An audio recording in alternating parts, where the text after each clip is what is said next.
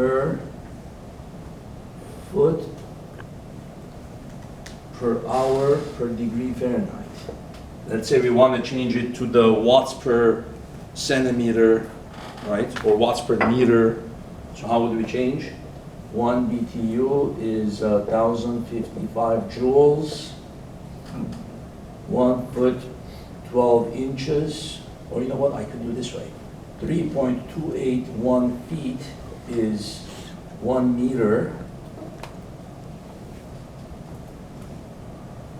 1 hour is 30,600 seconds. 1 Fahrenheit is 9/5 Celsius.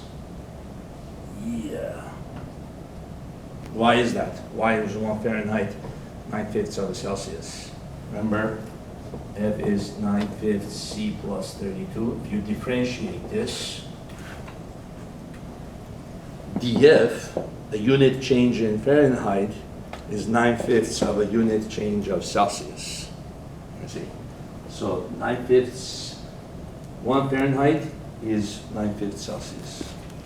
So then that changes to what? Feet, feet, hour, hour, Fahrenheit, Fahrenheit, BTU, BTU. So then what happens? The K of the styrofoam will come out in units of what? Joule per second, which is a watt, per Celsius, and then there should be a meter here, per meter, right? There you go, watt per Celsius meter.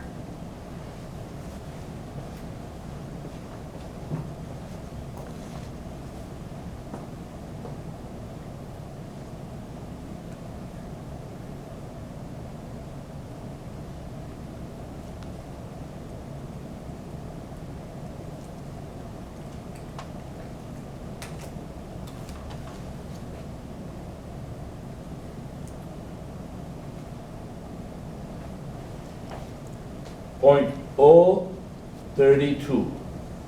So 0.06 became 0.032. So it's almost like half of it, you know, a little bit more than half of it. Okay? So if we apply that directly to this rule, then what would happen? The K of the styrofoam, 0.032. This would be the surface area of the cup, right? So I would have to give you the height of the water, let's say 6 centimeters, right? And then I would have to give you the diameter.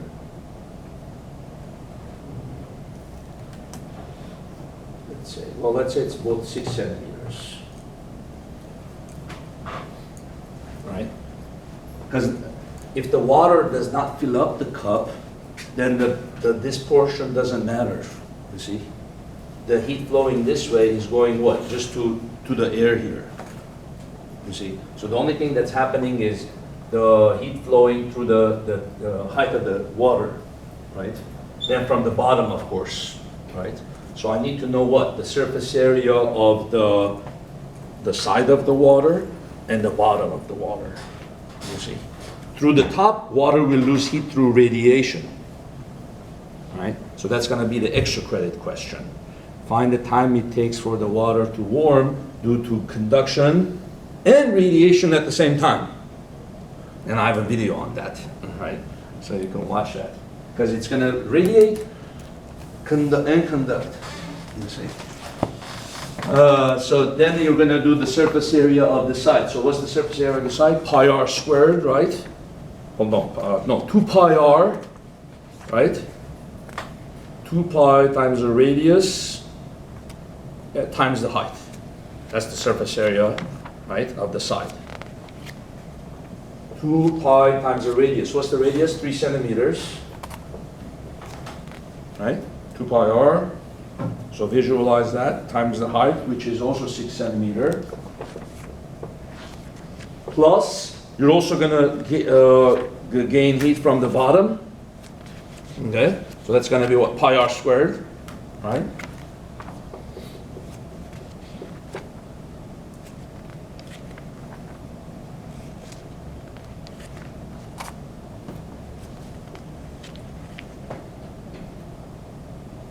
what's that? That's the area. Times over the thickness of the cup. So I made it a thick cup, so that's kind of too thick. 2 centimeter? No. Realistically, should be about, let's say, half a centimeter. Half a centimeter is still quite thick. That you can drink a really hot liquid that way, right? So half a centimeter thickness. So then half a centimeter is going to be what? So it's going to be 0.05 meter, right? So I'm converting everything to meter. So that's the X. The T we don't know, right? Then what? The mass of the water, which is going to be what? It's going to be the density of water times the volume of the water, right? The density of water is 1 gram per cubic centimeter.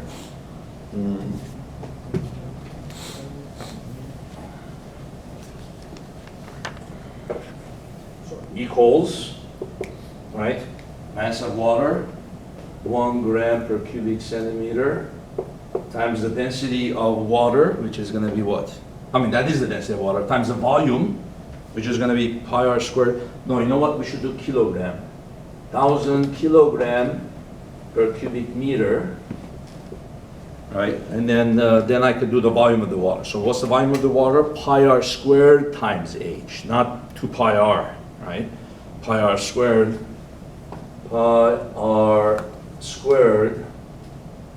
times h. That's going to be the volume, right? Pi r squared h. So that's going to be the mass of the water times the specific heat of the water, which is what? What units should I do? There's calories per gram, big calories per kilogram, joules per kilogram. What should I do so that I stay consistent? Joule per kilogram. Huh? Joule per kilogram. It should be joule per kilogram, because if this is going to be the K is watts, right? Which is joule per second. So this side has to be joule per kilogram. The kilogram will cancel with the kilogram, right? So it has to be the joule per kilogram. So that's 4,186 joule per kilogram. This kilogram cancels this kilogram. This meter cubed cancels this meter cubed. So 4,186 joules per kilogram. And then what? ln of the outside temperature, which is 25, minus the final temperature. So the final temperature would be whatever, or should I do initial temperature? Initial, that should be initial. Yeah, so to me that doesn't matter as long as you get a positive, you know. So it's either initial on top or final on top. It doesn't matter? No, because one of them will give you a negative, one of them will give you a positive, but I know that the time can't be negative. Oh. Yeah, the order doesn't matter. So the initial temperature, yeah, it's better to do the initial, right? Yeah, Initial was 2 degrees Celsius. That one, do I have to change it to Kelvin? This integral, yeah, you have to change it to Kelvin, because each of these temperatures are to the power 4. Right? But this one can be Celsius. Doesn't have to be Kelvin, because it's just linear function of T. It stays Celsius. So 25 minus 2, and 25 minus what? Well, if I wanted to know, if the question had asked, how much time does it take the water to become the same temperature as the atmosphere, what would happen? It'd be 25 minus 25.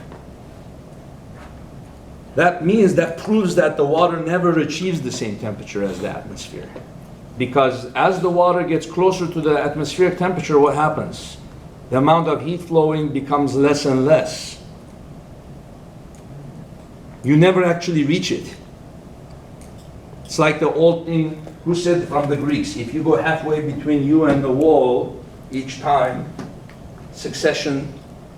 Remember, the Greeks were the first ones to pose that question. They said you can never actually reach a wall, because each time you go to the wall, you take a step halfway between you and the wall, something like that. But then you keep having that, and you can never actually touch the wall, right? because it's half, half, half, half. When do you ever actually touch the wall? You can never touch anything that way, right? In a sense, we touch it just because we feel the electromagnetic force from it, but we never actually really touch it, you know. So that means we never actually reach the atmospheric temperature. So we can say, how much time does it take the water to reach 24 Celsius? Let's say 1 Celsius below the atmosphere. So then it'll be ln of 25 over 2 over 25 minus 4. So now let's put all of this together. And we're solving for t. So we've got 0.032 times this whole thing, which is the surface area.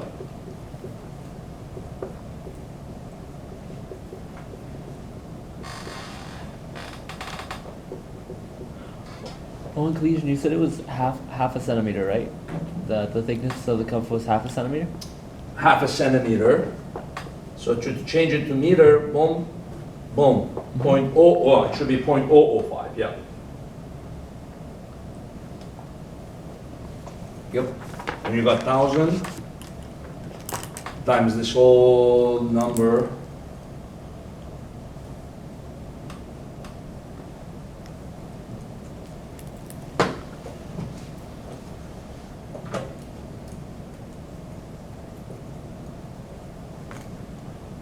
And then this becomes just ln of 13, right? No, 23. Because 25 minus 4 is just 1. Right. So your temperature, therefore, the time that it takes to reach that temperature is logarithmic, depending on what temperature you're trying to reach.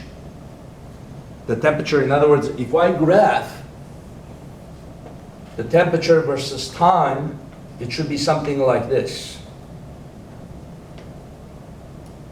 As you're warming, initially you warm very fast, but the warmer you get, the less you warm, right? The closer you get to the, and this is atmospheric temperature. Something like that, you know? So that you never actually reach atmospheric temperature. You can see. Okay, calculate all that, let's see what we get. Professor, would it be ln of 23? Yeah, I ln of 23, yep. 23.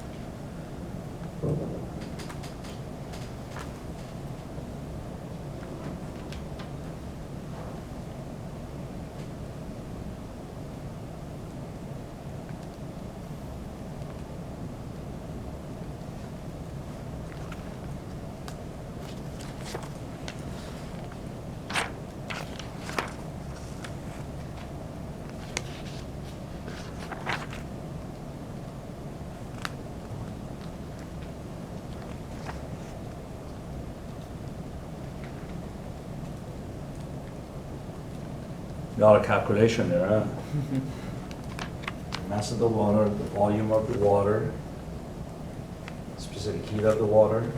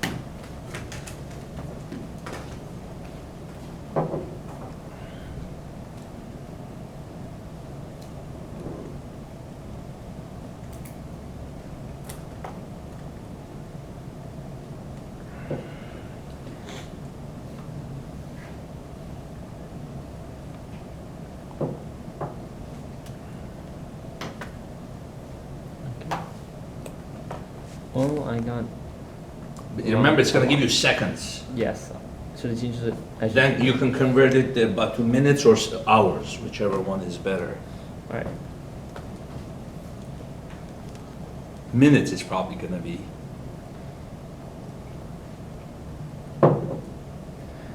60, well, I got a big number. 60 minutes or hours? 68 hours.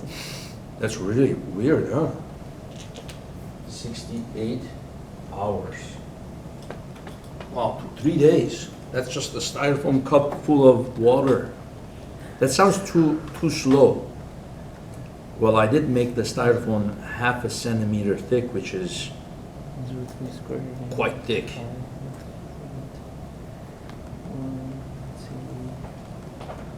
2, 3. I actually messed up on something. You messed up? Yeah, I forgot to add a 0 for the, The, yeah. oh, that's 6.8 hours. No, in the formula I forgot to point, I put 0.05 instead of 0.005. Yeah, so that means the answer should be 10 times less than this. Yes, Yeah. so Because 6.8 hours, In yeah. other words, if it's thick, if it's thinner, it should take less time, right? If it's thinner, it should take less time. So the thickness goes over there and adds more to the time, you see? So if it's thicker, it's gonna take more time for it to reach that, yeah. Yeah. So he's saying 6.8 hours. Okay, that's more realistic. 6.8 hours. Half a centimeter is still quite thick.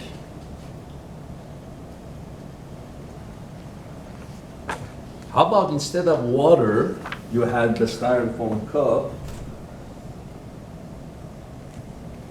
same volume, you had ice cube at -5 Celsius. And the outside temperature was 25 still. How long would it take the ice to warm up, melt, and reach all the way up to 24 Celsius? Right? So you have to first warm the ice to 0, melt all of it, okay? And then warm it up to 24. So what here would change? It's not that big of a change though.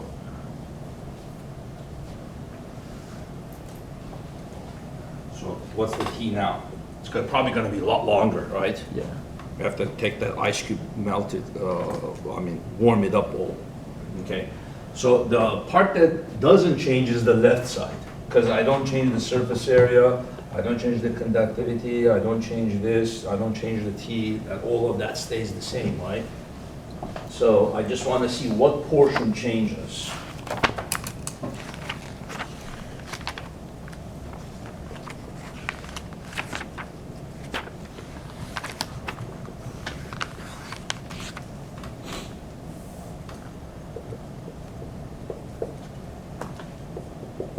Okay, on the right side, we have what? Mass of WCW. So instead of mass ice, I have mass ice, C ice, delta T, right? Plus M ice.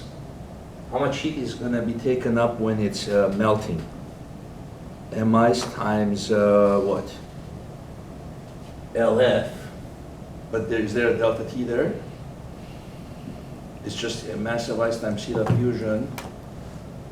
Hold on. Energy per time. Because remember, where did the T come from? It came from doing dt over dt, and then the dt went up to the top, right? Yes. So what I'm going to do is just to rederive it, I'm going to say mi c ice dt over dt, m ice lf over dt, plus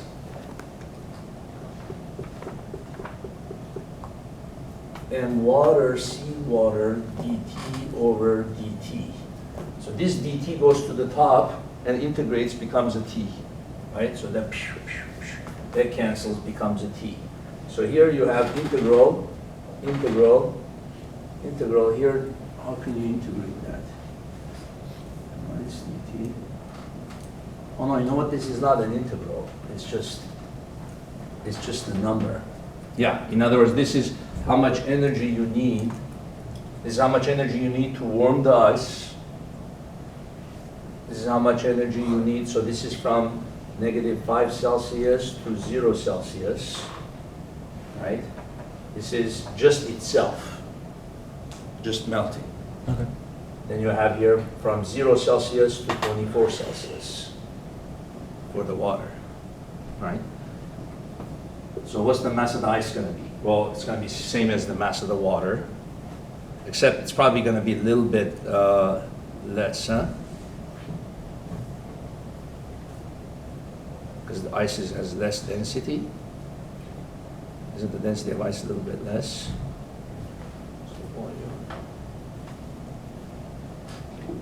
In other words, the volume of the ice was a bit bigger, because if you freeze the water, the water will kind of go, the ice will get a bit bigger, right? And but it will maintain the same mass, but the volume will be slightly bigger. Okay, you know what? Let's just ignore that. It's not that big of a change. So let's just say the mass of the ice is the same. So then I'm just gonna say 1,000 times the pi times 0.03 squared times 0.06 times 4186. Oh no, you know what?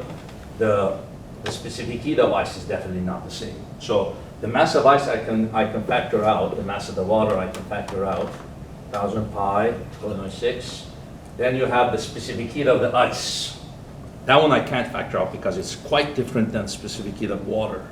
So what is that? About half of the water, right? For 2050, was it? Double check.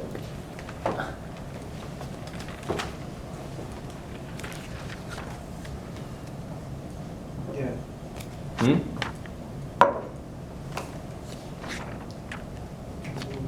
0.05. Oh, you know what? I'm missing something. Don't I need TO minus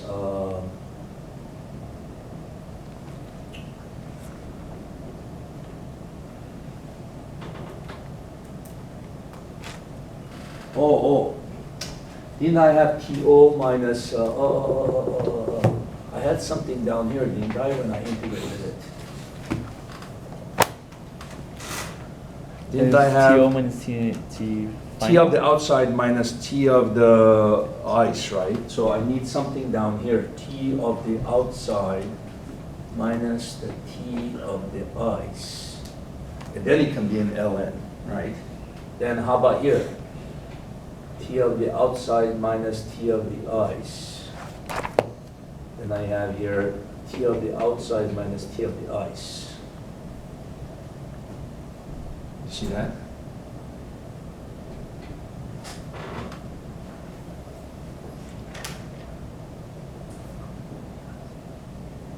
Okay, so now I'm going to have the specific heat of ice is what, 2050? 2050, that's joules per kilogram per Celsius. And then since this is, I'm trying to see how the units work out. This is unitless, right? Temperature over temperature is just unitless. So you just have times ln of what? Temperature of the outside is what? 25, right? So 25 minus the initial temperature of the ice, which is, should we do it initial temperature of the ice? Yeah, which is -5 over 25 minus 0. Because the ice is at -5 to start with. So the temperature difference between the atmosphere and the ice is 30 to begin with, right? Then as the ice warms, the final temperature difference between them is 25. So this is unitless, and this is joules per kilogram per Celsius. But then this is the kind of the tricky part. M ice LF, what's that? Then you're gonna have the, M ice is already outside, so that's kilogram. So then what's left is just LF, right? LF is what? How many joules per kilogram, right? It's in units of joules per kilogram heat of fusion. It's 3.33 times 10 to the 5th. No, I think that's the of Joules per vaporization. kilogram. I think it's 539. Oh, this is for 539. That's vaporization. You want vaporization or fusion? Fusion. Oh, I see. 3.33 times 10 to the fifth. Joules per kilogram. Oh, that is fusion. Okay, it's 3.33 times 10 to the 3.33 times 10 to the fifth joules per kilogram. That's the LF, right? We already factored out the MIs. Oh, on the bottom you have what? Temperature of the outside, which is 25 Celsius, and then the temperature of the ice is 0 while it's melting. Ah, you see, so then you just have 25 Celsius. So I wanted to make sure, if I'm gonna do it right, I better make sure that this has the same units as that. You worked out. Joules per kilogram Celsius. Because this kilogram is gonna cancel with the outside kilogram, right? Then the last thing remaining is gonna be what?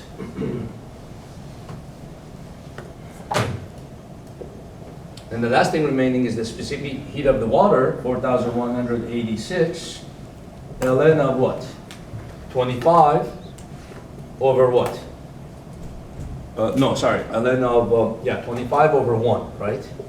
Because initially the difference between the water and the melted ice is 25, right, between the atmosphere. And then finally, it reaches a temperature of 24. So it's just 1. So this one is also joules per kilogram Celsius. So when everything is done, on this side you have watts per meter Celsius times meter squared over meter. This is the thickness.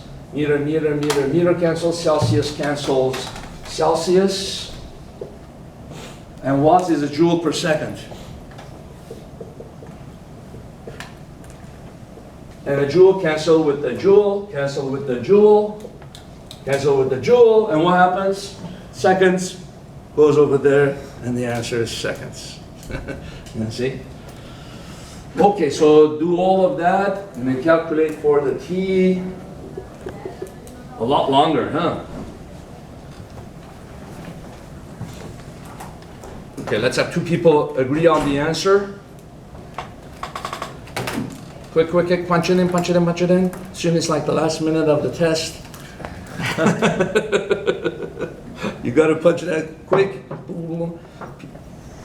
The modern generation, you know, they're gonna have an advantage over us. My son texts like this literally, with the 2 fingers. So now use that skill on the calculator.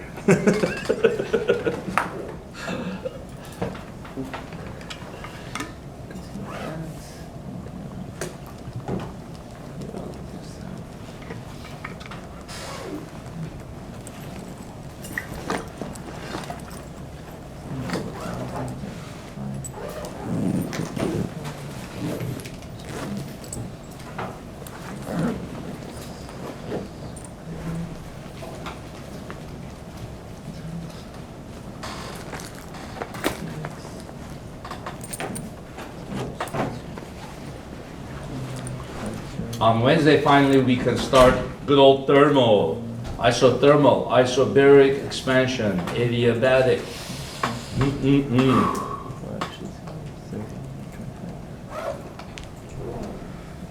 Get ready because things are gonna get hot because we're studying thermal. It's a fun.